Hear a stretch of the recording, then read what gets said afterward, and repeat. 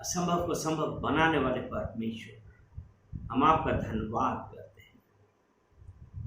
धन्यवाद करते हैं पिता परमेश्वर, प्रत्येक जन के लिए, देखने वाले, सुनने वाले पिता परमेश्वर, उपस्थित प्रत्येक जन के लिए प्रार्थना करते हैं कि पिता परमेश्वर आपका अनुग्रह उनके ऊपर हो। हम धन्यवाद करते हैं क्योंकि पिता परमेश्वर आपका वचन कहता है कि हर बात पर धन्यवाद करो, क्योंकि तुम्हारे लिए प्रभु यीशु, परमेश्वर की प्रभु यीशु में यही इच्छा है।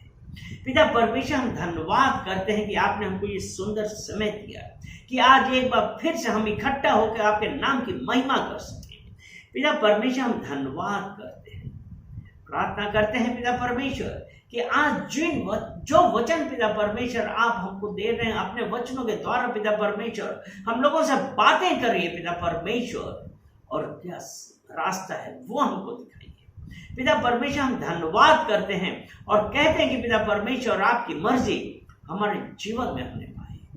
पवित्र आत्मा, टेक कंट्रोल, आप इस मीटिंग की कंट्रोल कर रही है। सारा आदर महिमा हम आपको देते हैं यीशु मसीह के नाम से, आमीन आमीन। परमेश्वर भला है और परमेश्वर महान है। अगर हम आज हमारे साथ क्या होता है, बहुत बार हम बहुत सारी चीजें अपने दिमाग से करने लगते हैं और परमेश्वर को जानने के बावजूद। इसीलिए अगर हम रोमियो की पत्री उसका 6 अध्याय और उसका 16 वचन देखते हैं, रोमियो की पत्री उसका 6 अध्याय और उसका 16 वचन ऐसा कहता है,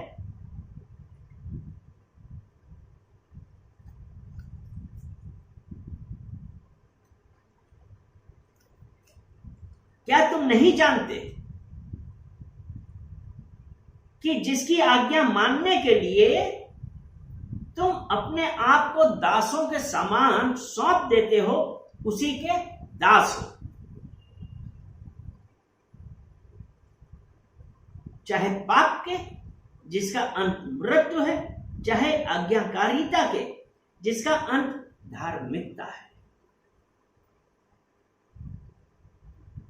आज्ञा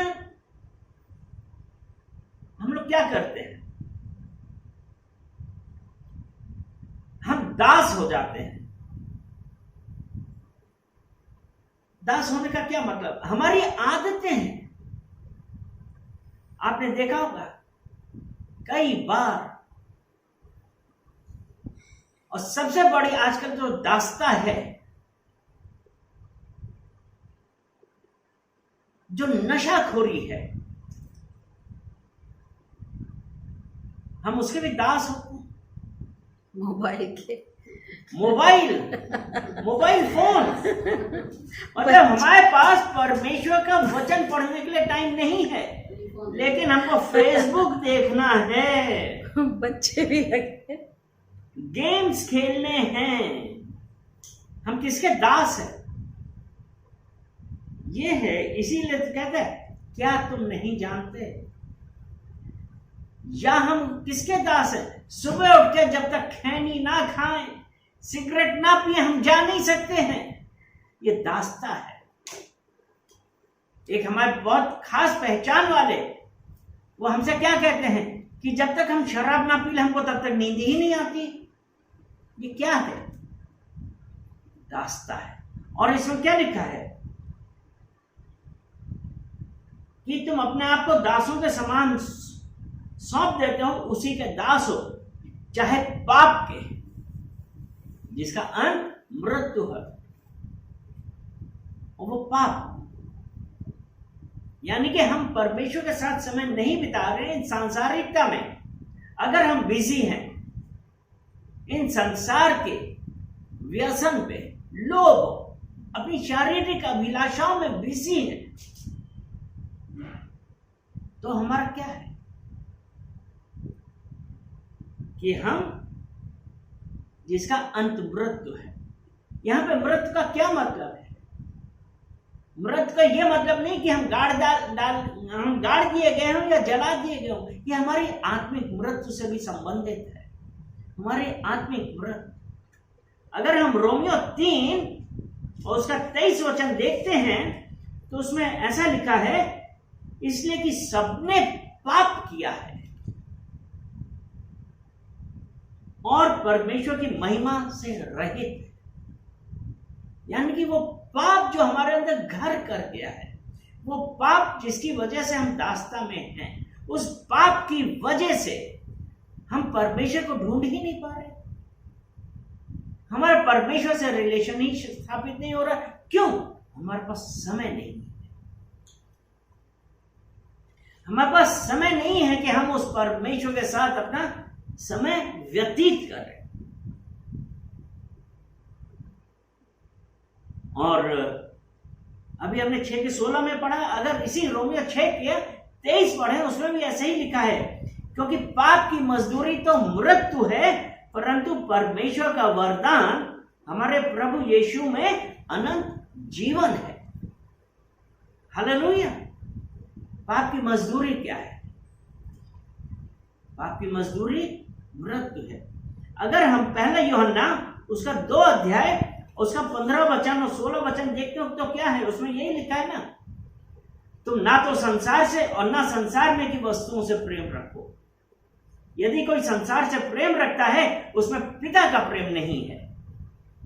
संसार से प्रेम रखता है, और संसार का प्रेम अभी हमने बतलाया। और संसार का प्रेम क्या है? क्योंकि जो कुछ संसार में है, अर्थात शरीर की अभिलाषा और आंखों की अभिलाषा और जीविका का घमंड, वो पिता की ओर से नहीं है,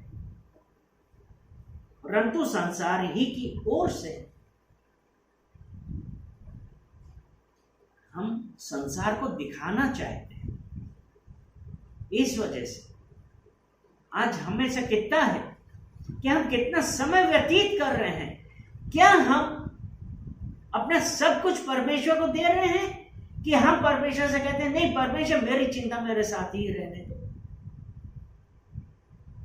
जो हमारी चिंताएं हैं वो हमारा परमेश्वर के साथ रिलेशन डिस्टर्ब करती है। हम परमेश्वर के साथ रिलेशन नहीं बना पाते क्योंकि हमारी चिंताएं इज एनिमी ऑफ टुडे। आप यदि रोज चिंता करते रहेंगे, आप परमेश्वर से दूर रहेंगे, क्योंकि हमारे पास समय नहीं है। इसीलिए यीशु ने कहा है ना, अपना बोझा यहोवा पे डाल। क्या आज हम तैयार हैं? क्या आज हम तैयार हैं अपना बोझा यहोवा पे डालने के लिए और ये कहें कि परमेश्वर, ये बोझा, ये चिंताएं मुझसे सहन नहीं हो रही, मैं इनके साथ नहीं चल सकता हूं। परमेश्वर, मुझे आपसे बातें करनी है, मैं आपके साथ समय बिताना चाहता हूं। परमेश्वर, आपकी स्तुति करना चाहता हूं, आपके लिए गीत गाना चाहता हूं, आपके साथ फेलोशिप करना चाहता हूं। वो परमेश्वर, अगर हम पहला कुरिन्थियों 6 उसका 17 वचन देखते हैं, पहला कुरिन्थियों 6 और उसका 17 वचन ऐसा कहता है, और जो प्रभु की संगति में रहता है वो उसके साथ एक आत्मा हो जाता है। और प्रभु की संगति में हम कैसे रहेंगे? स्तुति करिए, प्रार्थनाएं करिए, परमेश्वर के वचन पे ध्यान लगाइए, वचन पढ़िए। अगर पढ़ना नहीं आता है, उसकी स्तुति करिए, धन्यवाद दीजिए, हर बात पे उसको धन्यवाद दीजिए, आनंदित रहिए, प्रार्थना में लगे रहिए, क्योंकि वो परमेश्वर आपकी प्रार्थनाएं सुनता है। लेकिन कई बार हम क्या करते हैं, जब हमको लगता है कि हमारी प्रार्थनाएं नहीं सुनी जा रही हैं और हम ये क्वेश्चन करने लगते हैं कि ऐसा में क्या है। लेकिन मैं आपको एक बात बताना चाहता हूं, अगर हम गलातियों की पत्री उसका 6 अध्याय, गलातियों की पत्री उसका 6 अध्याय और उसका 7 वचन देखें तो उसमें यह लिखा है, धोखा ना खाओ, परमेश्वर ठट्ठों में नहीं उड़ाया जाता है, क्योंकि मनुष्य जो कुछ बोता है वही काटेगा। हम में से कितने लोग हैं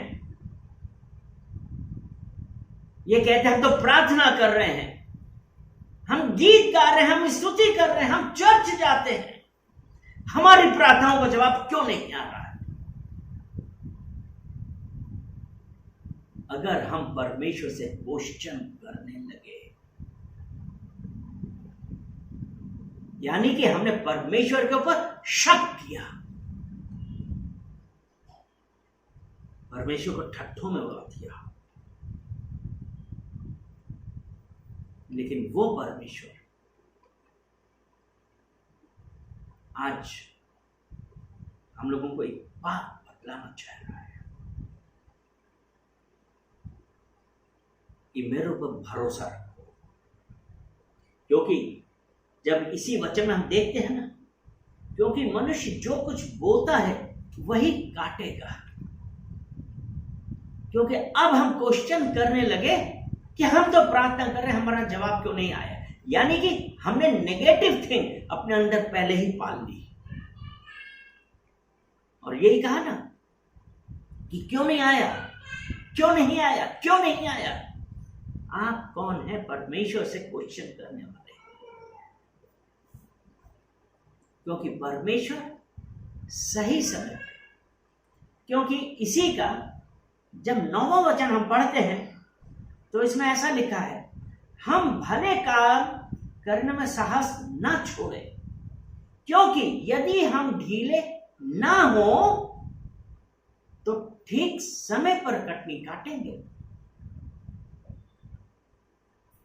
स्तुति करिए परमेश्वर, क्वेश्चन मत करिए। परमेश्वर ठट्ठों में नहीं उड़ाया जाता है। भले काम करने में साहस ना छोड़ें, और यदि हम ढीले ना हो, क्योंकि यही है ना कि हम तो इतने दिनों से प्रार्थना करे जा रहे हैं, इतने दिनों से प्रार्थना करे जा रहे हैं, हमने फास्ट किया, हमने उपवास किया। परमेश्वर आपके हृदय को देखता है। परमेश्वर हमारा न्याय, हमारा हृदय देख के हमको उसका जवाब देता है। क्योंकि यिर्मयाह की पुस्तक यिर्मयाह उसका 17 अध्याय और उसका हम 10 वचन देखेंगे। क्योंकि अगर हम ये सोचते हैं हमारी बात का जवाब क्यों नहीं आया, यानी कि हमने क्या किया, हमने क्या किया, और ये अगर हम ये सोच रहे हैं हम तो इतनी प्रार्थना कर रहे हैं, हमारे जवाब क्यों नहीं आया, इसलिए 17 का 9 कहता है, मन तो सब वस्तुओं से अधिक धोखा देने वाला है, उसमें असाध्य रोग लगा है, उसका भेद कौन समझ सकता है। हमारे मन में डाउट डालता है। कौन डालता है? शैतान। इसीलिए हम क्वेश्चन करने लगते हैं, इसलिए हम कहने लगते हैं कि हमारी बात का जवाब क्यों नहीं आ रहा है। हम में से कितने लोग हैं यही क्वेश्चन करते हैं।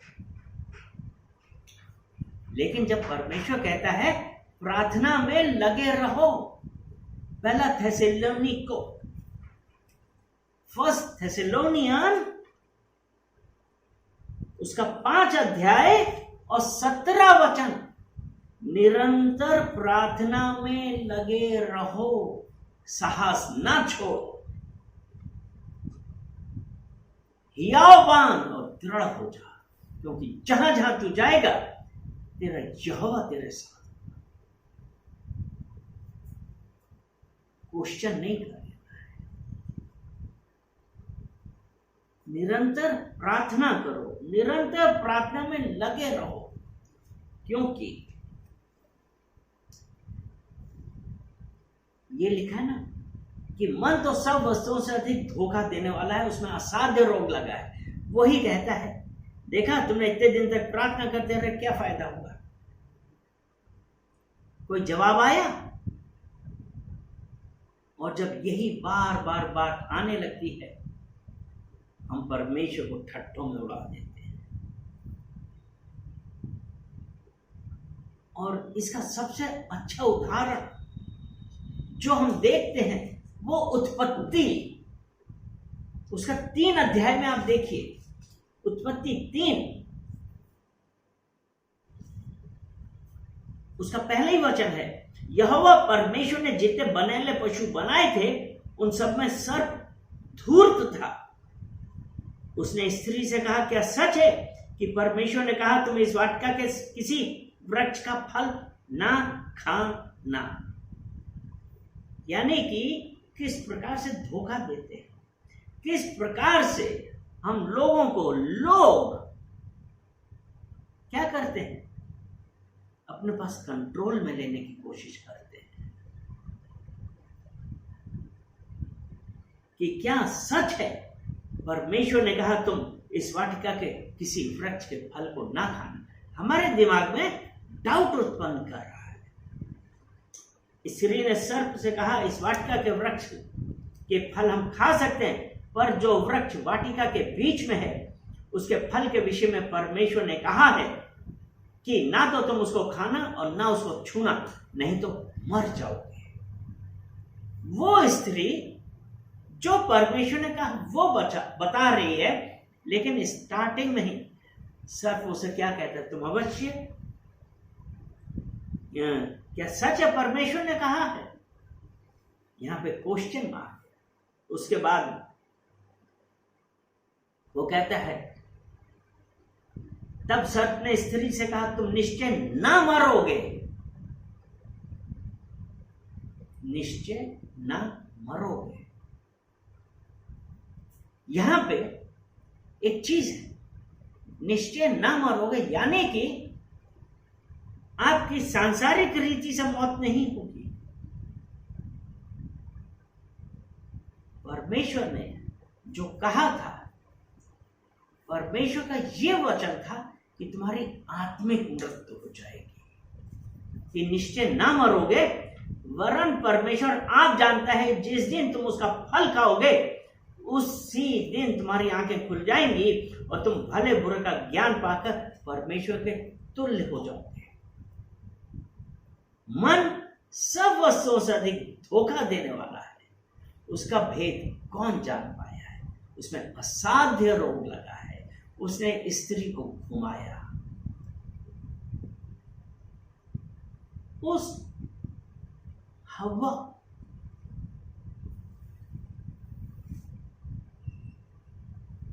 और फिर क्या हुआ? इसकी भले बुरे का ज्ञान पाकर परमेश्वर के तुल्य हो जाओगे। अतः जब स्त्री ने देखा उस वृक्ष का फल खाने के लिए अच्छा, देखने में मनभाव और बुद्धि देने के लिए चाहने योग्य है, तब उसने उनमें से तोड़कर खाया और पति को दिया, उसने भी खाया। आज्ञा, मन सब वस्तुओं से अधिक धोखा देने वाला है।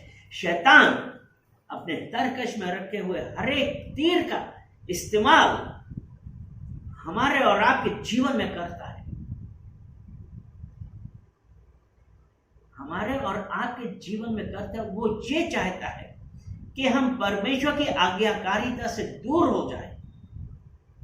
इसीलिए जब है कि मन तो सब वस्तुओं से अधिक धोखा देने वाला है, उसमें असाध्य रोग लगा, उसका भेद कौन समझ सकता है?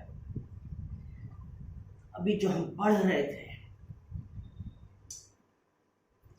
गलातियन 6:9 पे, भले कार्य करते रहो और समय आने पर हम कटिंग काटेंगे, क्योंकि इसमें यह लिखा है कि मैं यहोवा मन की खोजता और हृदय को जांचता हूं, ताकि प्रत्येक जन को उसकी चाल चलन के अनुसार अर्थात उसके कामों का फल दो। परमेश्वर का वचन प्रत्येक जन को उसके चाल चलन के अनुसार, जो वो हमारे हृदय को जांचता है कि आज जो कुछ हम ये कार्य कर रहे हैं, हम अपने दिमाग से कर रहे हैं कि हम अपने हृदय से कर रहे हैं। परमेश्वर हमसे ये चाहता है क्या जब हम अपने परमेश्वर के सामने दीन हुए, परमेश्वर के पास आते हैं, तो हम अपनी सब सांसारिक अभिलाषाएं छोड़ के एक शुद्ध हृदय से उसके पास आए। क्योंकि जब हमने पहला कुरिन्थियों 6:17 में यही पढ़ा था ना, जो प्रभु की संगति में रहता है वो उसके साथ एक आत्मा हो जाता है। और प्रभु की संगति में हम तभी रह पाएंगे जब हम अपने आप को इन सांसारिक चीजों से दूर करें। हालेलुया। आज हमारे लिए क्या चीज जरूरी है? क्या जरूरी है कि हम इस संसार की चीजों पे ध्यान दें या हम परमेश्वर के करीब आए? क्योंकि जब परमेश्वर का वचन जिस हिसाब से उसने कहा ना, हमको इसके अनुसार चलना है।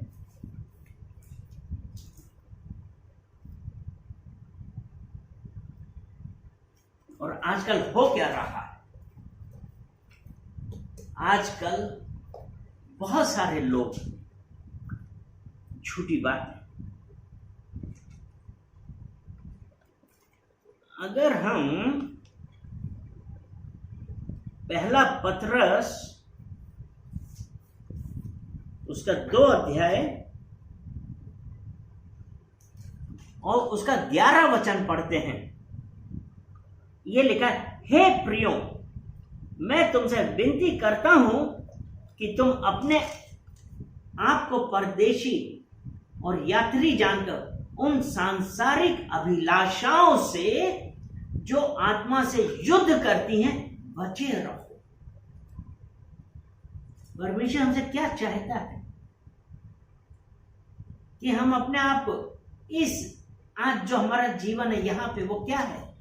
परमेश्वर ये कहता है अपने आप को परदेशी और यात्री जानकर। यहां पे हम लोग को समय के लिए 20 साल, 30 साल, 50 साल, 100 साल, 120 साल, इससे ज्यादा नहीं। तो ये कह रहा है कि उन सांसारिक अभिलाषाओं से जो आत्मा से युद्ध करती हैं बचे रहो।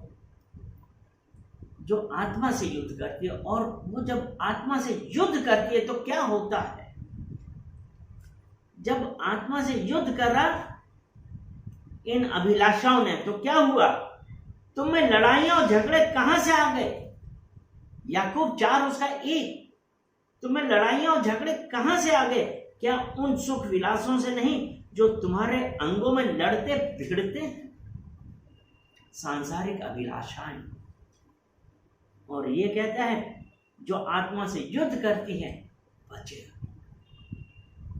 हमारे लिए जरूरी है अपने आप को हम शुद्ध करें, अपने आप को परमेश्वर के ग्रहण योग्य करें। जब हम करते हैं तब परमेश्वर हमारे लिए नए रास्ते खोलता है। तो क्या है? आपको सांसारिक अभिलाषाओं से दूर रहना है।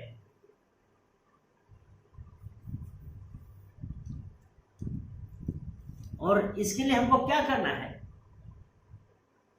अगर हम रोमियो की पत्री उसका 6 अध्याय और उसका 19 वचन हम पढ़ते हैं, मैं तुम्हारी शारीरिक दुर्बलता के कारण मनुष्यों की रीति पर कहता हूं, जैसे तुमने अपने अंगों को कुकर्म के लिए अशुद्धता और कुकर्म के दास करके सौंपा था, वैसे ही अब अपने अंगों को पवित्रता के लिए धर्म के दास करके सौंप दो। यानी कि अब अपने आप को क्लेंस करें और अपने अंगों को पवित्रता के लिए धर्म के दास करके सौंप दो। जो हमने रोमियो 6:16 में यही पढ़ा ना, कि जिसकी आज्ञा मानने के लिए तुम अपने आप को दासों के समान सौंप देते हो, उसी के दास हो, चाहे पाप के जिसका अंत मृत्यु है, चाहे आज्ञाकारिता के जिसका अंत धार्मिकता है। और यहीं पे है कि अब अपने अंगों को पवित्रता के लिए धर्म के दास करके सौंप दो। आज हम इस बात के लिए प्रार्थना करेंगे कि परमेश्वर हमारे अंगों को अब हम धर्म के दास करके हम सौंपेंगे संसार की इन सांसारिक सुखों से। पिता परमेश्वर हमको आप दूर करिए, क्योंकि जब हम सांसारिक सुखों में, सांसारिक अभिलाषाओं में फंस जाते हैं तो पिता परमेश्वर हम आपके साथ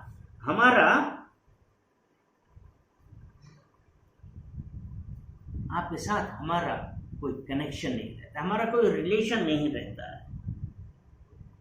और इसलिए एक वचन हम और बोलते हैं, वो यशाया उसका 26 अध्याय